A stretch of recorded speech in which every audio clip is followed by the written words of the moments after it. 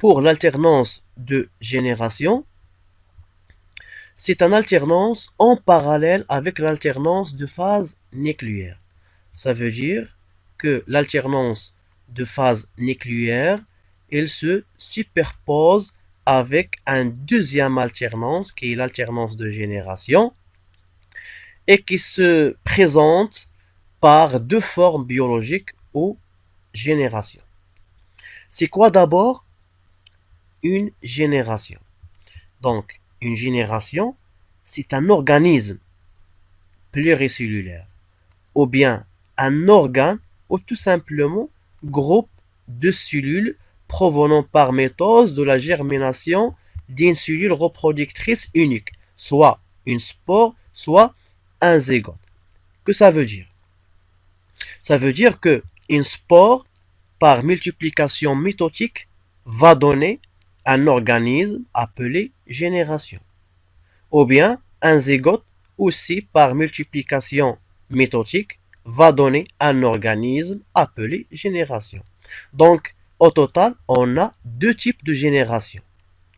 Donc, la génération 1, c'est une génération haploïde à un chromosome.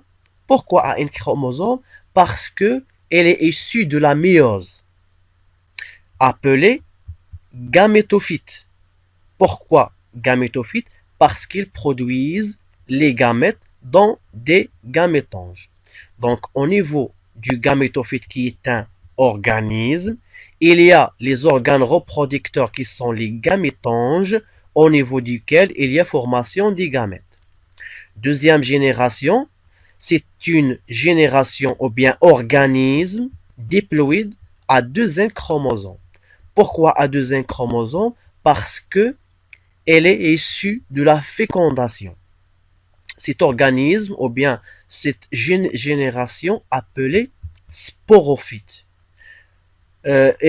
Pourquoi sporophyte? Parce qu'ils produisent des spores dans des sporanges. Ça veut dire le sporophyte qui est une génération ou bien un organisme, elle a des structures ou bien des structures reproducteurs qui appelées sporanges, auquel il y a ou bien dans lequel il y a formation des spores.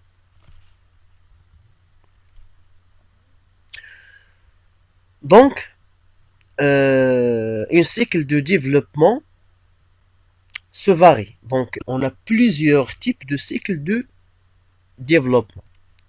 Et chaque type de cycle de développement est déterminé en se basant sur trois critères.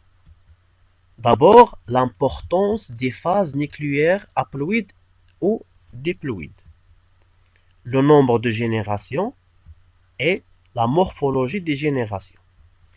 D'abord, l'importance des phases nucléaires haploïdes ou diploïdes.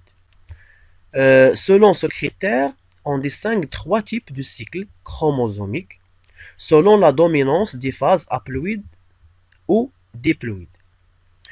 On trouve cycle haplophasique.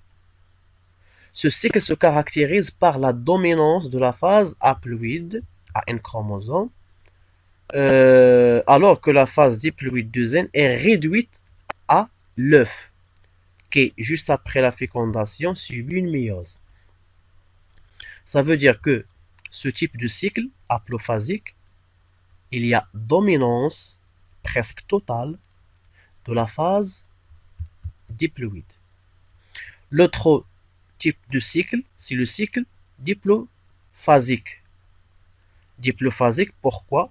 Parce que dans ce cycle, la phase haploïde est réduite aux gamètes. Donc, seuls les gamètes à un chromosome.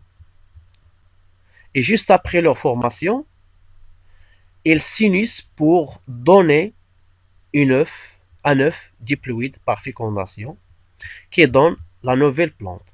Donc, la phase haploïde est réduite aux gamètes alors que le reste du cycle est diploïde.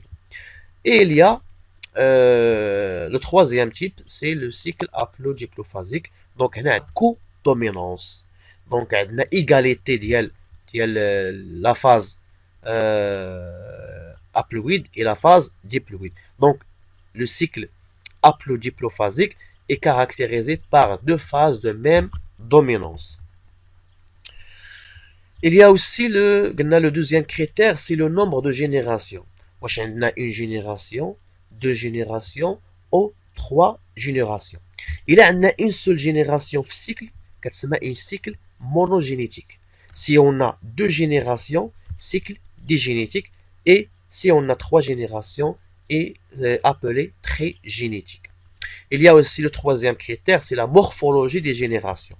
Si donc la morphologie فاش يكون عندنا deux ou trois générations ما عندنا غير une seule génération on parle pas de la morphologie parce qu'on a une seule génération.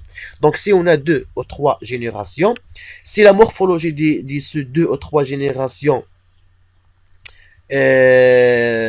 a la même forme, on parle de cycle isomorphe. Donc il a qu'un les générations qui تشابهوا كتسمى cycle isomorphe. إلا كانوا chaque génération عندها un forme particulier كتسمى cycle hétéromorphe.